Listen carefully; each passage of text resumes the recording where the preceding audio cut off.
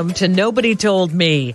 I'm Jan Black. And I'm Laura Owens. All of us face situations in which we must make difficult decisions.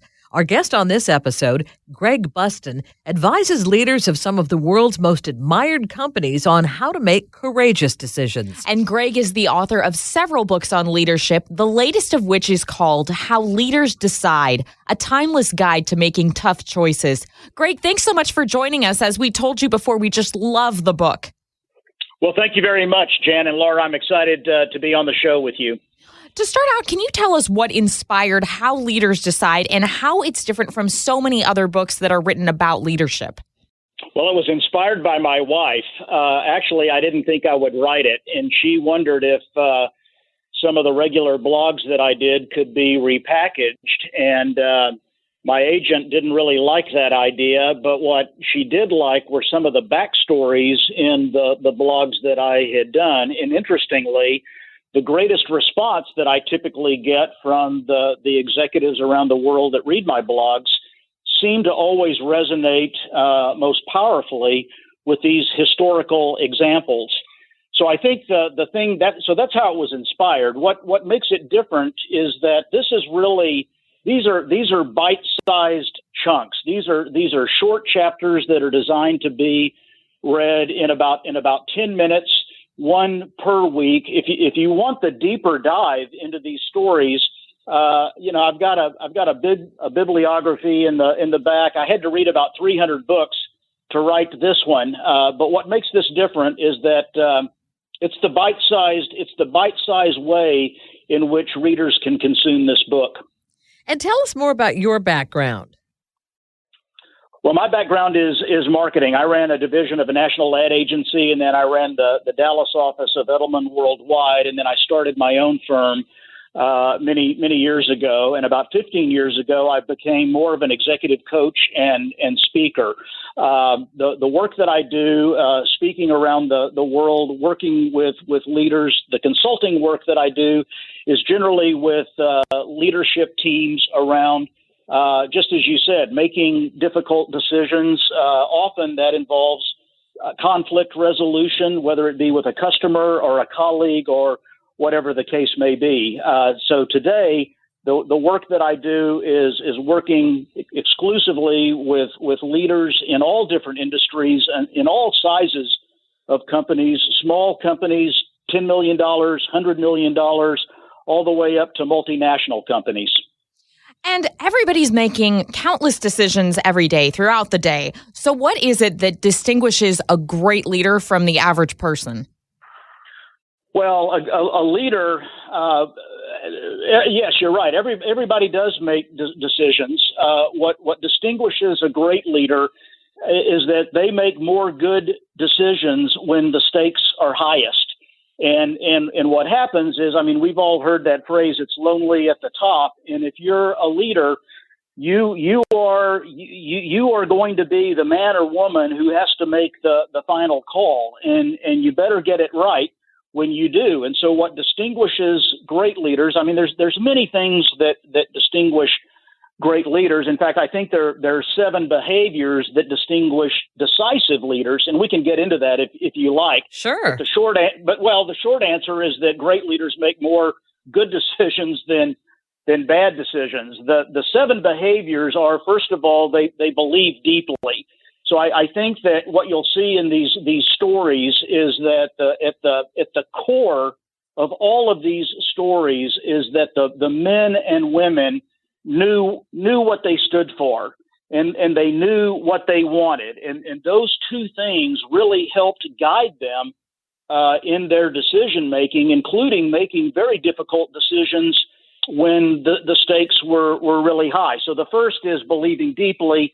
The second is confronting reality openly. JFK is one of the chapters in the book, John F. Kennedy, and he completely blew it on the Bay of Pigs invasion because he listened only to a small group of people, did not confront reality, and didn't ask enough questions. And so when the Cuban Missile Crisis occurred 18 months later, he took those lessons from that fiasco And he said, okay, I'm going to open up the circle. We're going to look at this problem holistically. We're going to invite multiple points of view so that I can make the best decision, because nuclear war with Russia was hanging in the balance.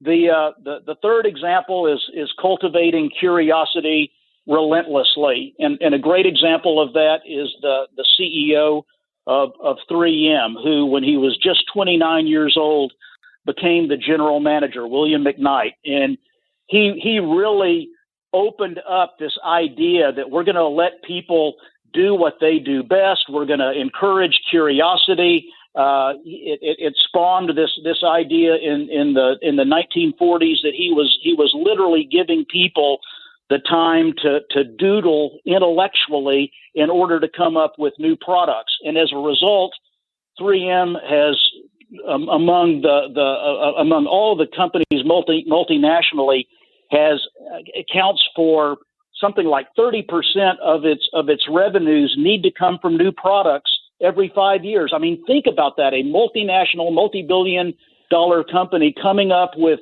new products, and it's all because of the culture that William McKnight set early on. The fourth is engage meaningfully. The fifth is decide speedily. Once you make that decision, pull the trigger. You know, a decision to do nothing is actually a decision. You're deciding that you're not going to do anything. Yeah.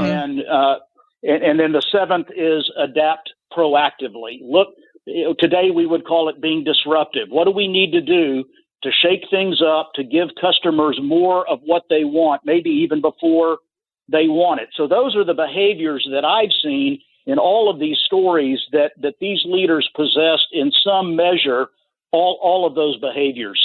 You mentioned William McKnight, and his was one of my favorite of the stories in the book, because I thought it was so admirable that he started out as an assistant bookkeeper and ended up being the company's president and turned the company into something just so amazing. You hear some stories about people rising through the ranks within organizations and some rags to riches stories. What does a person have to do to go from being seen as the low man on the totem pole, like William McKnight, to becoming a company leader? Well, what McKnight knew is that he had a great set of core values, and one of the things that I think really guided him, I think there's a time to compromise and there's a time not to compromise, and one of the things that McKnight refused to compromise on was quality. The other thing that he refused to compromise on was price cutting, and what caused him to rise through the ranks was his ability to get out of the office and go talk to customers and really understand what they wanted. And also, when they made a mistake, to figure out what caused the mistake, get to the root cause of it, and then fix it. And I think that when you have that kind of approach, I think that businesses ultimately will reward people who bring that kind of rigor and tenacity to their jobs. And speaking of jobs, Steve Jobs is another person that you talk about in the book. Good segue. Yeah, tell us more about that. Well, there's a lot that's been written on Steve Jobs. The thing that I found fascinating and what I had to do in this book to organize it was to find the date when the key decision was made. And in the case of Steve Jobs, I mean, there were hundreds of decisions, but the one I focused on in the book was when the folks from Chiat Day, the ad agency, brought to him the Think Different campaign. And so that was really a turning point for the company. They were on the brink of insolvency. And it actually, a lot of credit goes to Chiat Day for doing this, because, Jobs was not quite certain what kind of a campaign they needed. And they really said, let's go back to who we are and let's make sure that people know, again, what we stand for. And that's what they did. And so the Think Different campaign was unlike anything that had been done in the computer industry and the technology industry, in that it did not talk about features. It did not talk about benefits. It didn't talk about the product at all. It talked about the people who used them, right? The crazy ones, which was the TV commercial that was created around the Think Different campaign. So that was a great thing that Jobs did. The other thing that he did, he was really relentless in paring back all of the many things that the company was doing. It was not very focused, and he really got the company to pare back to just focus on the 20% that mattered most, so that they could really focus their limited time, talent, and dollars into the things that would keep Apple alive, and that ultimately catapulted it into the number one position in the marketplace. Who is somebody who would be the opposite of Steve Jobs, who would be somebody that the general public wouldn't necessarily be familiar with, but who has a great story that you think might be really inspirational or motivational to our audience? Well, there are a lot. It's a fantastic question. I will tell you, the one that surprised me the most was the story of Mary Edwards Walker, and I did not know about Mary Edwards Walker. She has the distinction of being the only female Medal of Honor recipient. There are 3,522 Medal of Honor recipients, and she is the only female recipient. And when you think about that, and her whole background was designed to serve, and she had to overcome gender. She was trained and graduated as a registered doctor. She wanted to volunteer as a surgeon in the Civil War. She was refused because she was a woman, right? And she overcame that because she had such a strong desire to help and to care for people. She was very outspoken on battlefield conditions, and she also volunteered to be a spy for the North. And so for all of those things, ultimately she was recognized for all of those things as the only female Medal of Honor recipient. Another one of the stories that captivated me in the book is that of Alfred Nobel. Tell us that. Well, he, as I say in the book, few of us get to read our obituary while we're alive. And that's exactly what happened, because when Alfred Nobel's younger brother died, the Paris newspaper printed his Alfred Nobel's obituary by mistake instead of his younger brother. So imagine he's sitting reading the newspaper and he reads that, he has been called the Merchant of Death because he is the inventor of dynamite. But he had invented it for peaceful means, for mining and that sort of thing. So he was absolutely appalled to see his name linked as a mass murderer, and it was that epiphany that really caused him to say, okay, I want to do good. I want to leave some kind of legacy, and actually it was another woman in his life that he had planned to marry. And she had gone off and written a book called "Lay Down Your Arms." Her name was Berta Kinsky, and it was Berta who invited Alfred to a peace conference she was holding. And between the event of reading the obituary, his own obituary, and attending this conference, he decided that he would leave his vast fortune to creating this what has become the Nobel Peace Prize. And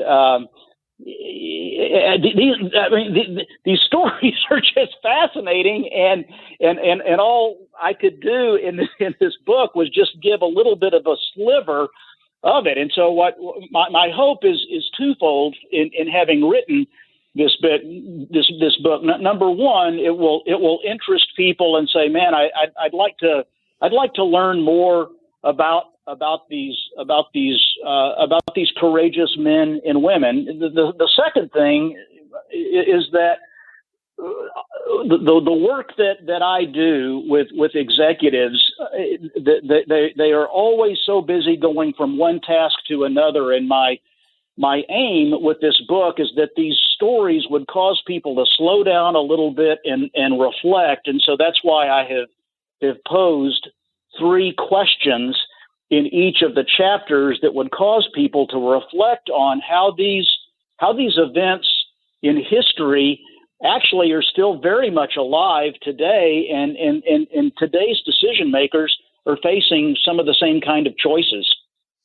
What do leaders say that they universally wish they had done differently at the end of their lives or at the end of their careers? Well, they say a couple of things universally, both involving time. One, they wish they had made decisions sooner. Right. I mean, nobody says, I wish I had hung on to that bad employee, longer. Right. Hindsight is 20/20 there, right? Yeah. Because by the time, my belief is that by the time someone is promoted or someone is terminated, the reaction of your colleagues is the same. What took you so long? Right. Mm-hmm. I mean, people see this very early because they're having to live with it. The other thing is that nobody on their deathbed said, I wish I'd worked more. And so I think there's the other time component of it of saying, look, I get that this notion of quote unquote a balanced life really needs to be more of a blended life. I mean, that's how I live my life.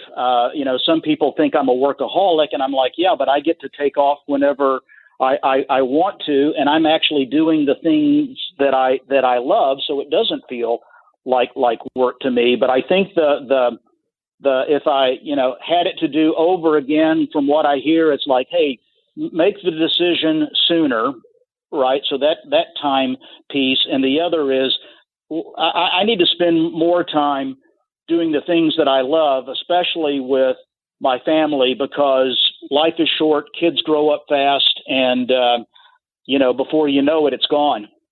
One of the things that you say at the very beginning of the book that impressed me, you say leadership is hard. Why is that the case? Well, this is not really a how-to book. And I think, people expecting this to be a, 1, 2, 3, 4, 5, it's really not that kind of a book. And there is really no playbook for leadership. It's why hundreds of thousands of books have been written on leadership. And I think that what happens is that oftentimes there is a lot of gray area. And, I think that when you live in that gray area, that creates difficulty. Roy Disney, Walt's brother, said, when you know what your values are, making the decision is a little easier. And so I think, again, it comes back, what you see in these historical events. These people were very in touch with what mattered to them, and they had high standards of excellence, except for the ones that I've used as bad examples, like Watergate and Hitler and Custer not heeding the advice of his scouts and charging down the hill and, annihilating his regiment. But generally, the good examples are all predicated on the fact that these men and women have such strong values, and that is 50% of the battle when it comes to making hard decisions. Who do you think is a great example of somebody who responded really well when employee morale, or for a country's leader when their country's morale was down? Well, the example that I cite in the book is Churchill, and one of the questions that I got or get about the book is, these are all examples from some time ago, and that was really deliberate, because I think that it's important for readers to be able to see how the decision played out.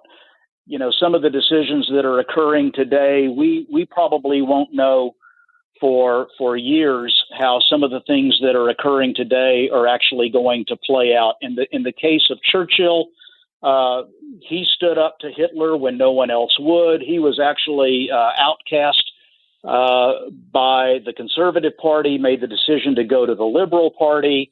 And it was really his conviction that we are going to win and that we are on the side of right, that propped up the British Empire until the rest of the world could come to its aid. And so I think when you look at things like that, you look at the tough choices that Lincoln had to make during the Civil War, all of those things, that's what makes leadership hard, because the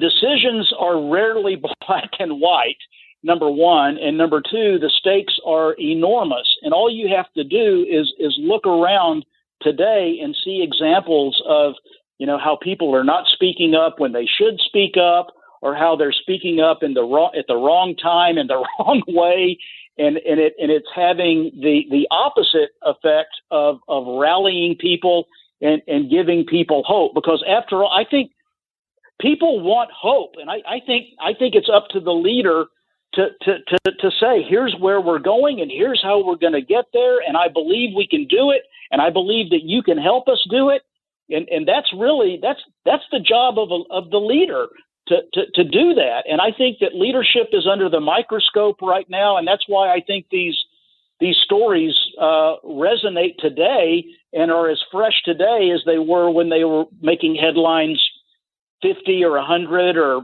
500 years ago. Do you think there's a leader in every one of us, or are some of us just cut out to be leaders and the rest of us are cut out to be followers? Well, that's a different book. I think Jack Welch wrote that. I mean, there's been a lot of question about nature or nurture. I do believe that every one of us has the opportunity to be a leader at something. I think that we have the opportunity to do something the best that we can do it. And it really, I think, comes back to your question about William McKnight. He was at 3M. He was hired on as a cost accountant. He was the best cost accountant that he could be. He kept his eyes open, his ears open, his mind open for ways to serve the company and the customers. And I think that when you have that kind of, today we call it, a servant attitude. And I think that when you have that kind of an attitude, you can be a leader in your own space. And I do get that question a lot. Hey, I'm not running a department, or I'm not running an organization. Yeah, but you're running yourself, or you're running a team, or you're leading a team, and you have the opportunity to be the best you can be in that situation. And as you become the best, other people will take note. I really believe that. I believe that leadership is contagious. I don't know whether it's nature or nurture. I think that for some it comes more naturally, just because that's how they're wired. But I also know that you don't just have to be an outgoing personality to be a leader. You can be very analytical, you can be very quiet, but I think you have to be resolved to making the tough decisions when those decisions come into your path. I feel like we live in such an interesting time right now, and certainly for my generation as a millennial, things are moving so fast, and you have people who have started startups and come up with this great product, and it's great for a little bit, but then they have to innovate. But at the same time, they're afraid they don't want to change too much from where they started, or they're going to lose their original following. So how do great leaders ensure that they stay ahead of the game and continue to be innovative without making big mistakes that are going to cost their company in the long run? Well, I think one of the ways that you stay ahead of the game, and I guess I would say this, first of all, in true confession, my wife and I have a millennial daughter, so I'm tapped into that, and I think that it's dangerous to paint any generation with a broad brush, is to say, oh, they're this or that, because I think that there are plenty of those descriptors to go around for all generations. I think right. I think you could say, okay, I know some baby boomers who are jerks, right? So it's like, hey, there's enough of that to go around. I think to answer your question, Laura, I think that the way that you stay ahead is by making sure that you are casting a wide net, and that you're not just surrounding yourself with the same people that look like you, or that think like you. And one of the chapters is Benjamin Franklin creating the Junto Club, where he brought in a couple of business owners, a silversmith, a bartender, but what they all had in common was that they all wanted to learn. And I think that if you have that kind of approach, and saying, look, I'm always open. It doesn't mean that we're necessarily going to do this, but I'm going to be receptive to listening to other points of view. Again, keeping your compass fixed on what matters to you. But I think that you do have to be open to different cultures, to different ideas, to different experiences. And I think that in order to get ahead, I mean, you really need to be listening to what your customers are saying, and you need to be thinking about the direction in which the world is moving. Henry Ford is one of the people that you profile in your book, and you have a quote from him saying, "A business that makes nothing but money is a poor business." Tell us more about him and decision-making. Well, he is the last chapter in the book because his decision came somewhere between Christmas Day and New Year's Day. And what he was finding, just as many leaders today are finding, there was a shortage of talent to get the job done. He had created the assembly line and was cranking out Model T Fords. And what he realized is that because he saw the statistics, his turnover was crippling. People were leaving out the back door as fast as he could bring them in. And so one of the things that he looked at doing, and what the chapter talks about, was he essentially went to the executive committee of his company and basically said, hey, let's figure out how we can double the wages of our workers. And that really overnight reset the expectation of how people would be compensated. And, many people thought it was foolhardy, but they were asleep at the switch while hundreds of people were lined up in Detroit to get some of those jobs at the Ford Motor Company. So I think the idea is, it's like, look, we need to make sure that we're delivering quality products. And that had been a problem for Ford as well. But they figured that part out. They had to figure out, hey, how do we retain talent? And one of those ways in that day was money. Today, we're all fairly affluent in the United States. And I was just reading a book called Factfulness about the levels of poverty worldwide. And the whole world as a whole is better off than most of us think that it is. And so as a result of that, for a lot of us, money is not really one of the top drivers. And so today's leaders, today's employers need to say, okay, what are the other things that are driving people to want to come work for us? And Laura, I'm sure you have experienced this, and your friends share this as well. Our daughter has shared it with us. It's like, yes, I'm expecting a certain level of compensation, but that's just to get to the party. After that, it's like, I want to feel like I'm doing something meaningful. I want the flexibility to work, whenever I work, as long as I get it done. And, those are the things that folks are looking for today. And I think every one of us has some level of desire to achieve a goal. And I think it's the job of the leader to show how here's the goal, and here's how, when you do this work, not only here's how we get to the goal, and it shows that their work is meaningful, we also need to explain and connect them that what we're measuring as we get to the goal actually has some impact and importance to them. And so, again, I think even though Henry Ford did this in the early 1900s, we're living it right now in the United States with a very tight labor market. And Greg, as you know, our show is called Nobody Told Me, and we always ask our guests, what is your Nobody Told Me lesson? So what did nobody tell you about decision-making or leadership at the beginning of your career that you wish that they had? Are there many things? Well, it should have been easier.